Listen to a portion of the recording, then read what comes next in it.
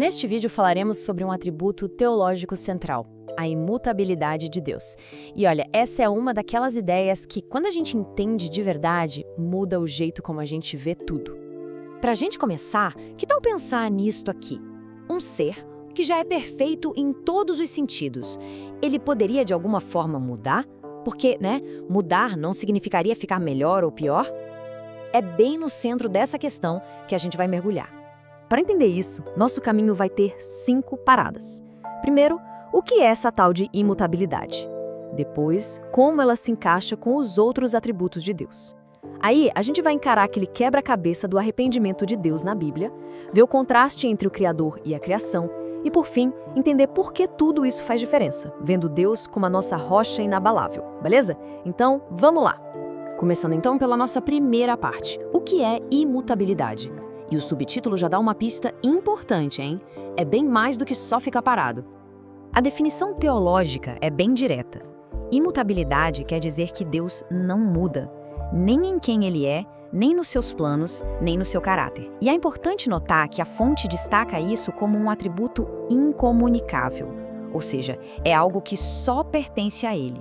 Não se encontra em nada nem ninguém que foi criado. E aqui, gente, está um ponto que é fundamental. Imutabilidade não tem nada a ver com imobilidade. Deus não é uma força estática, parada, inerte. Muito pelo contrário. Ele é ativo, se relaciona, é consistente.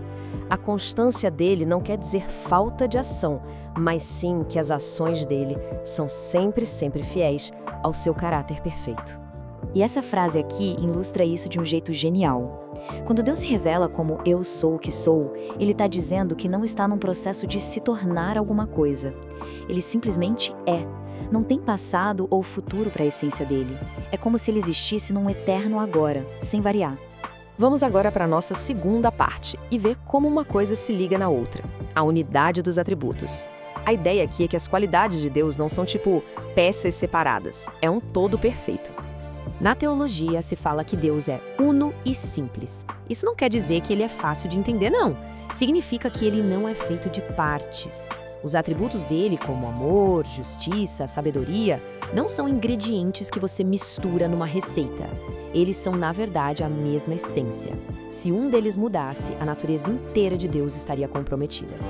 E pense bem, a misericórdia de Deus é tão poderosa justamente por ser inabalável.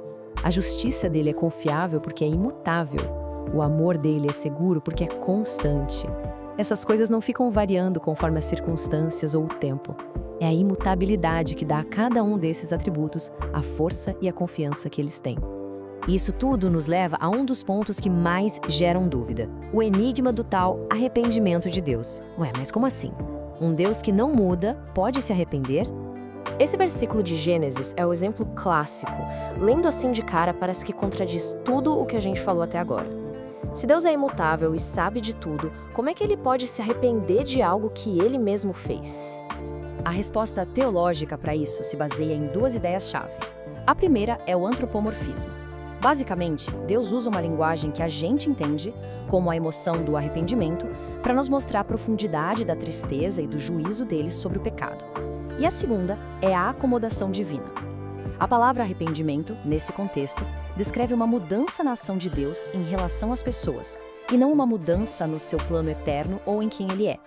É como se ele dissesse: diante do que vocês fizeram, a minha ação agora vai ser essa. O plano final não mudou, mas a forma de lidar com a situação, sim. E essa ideia ajuda a gente a entender a próxima sessão.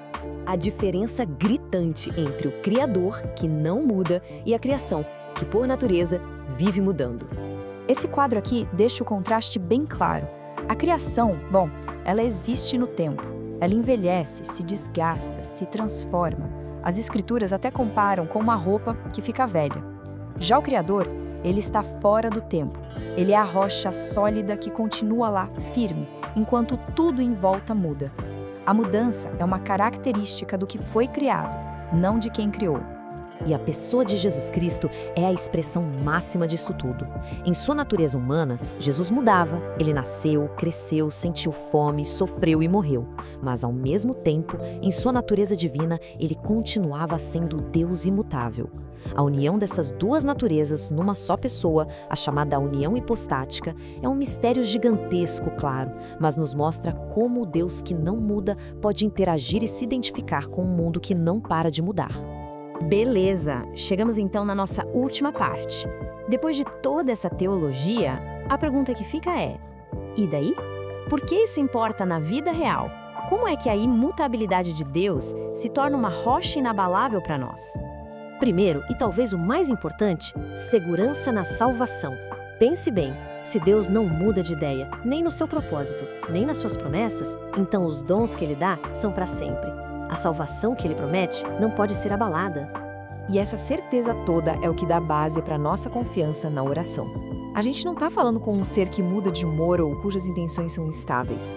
Oramos para um Deus cujo caráter de misericórdia e justiça é firme, é constante. E, por fim, isso tudo traz um conforto imenso.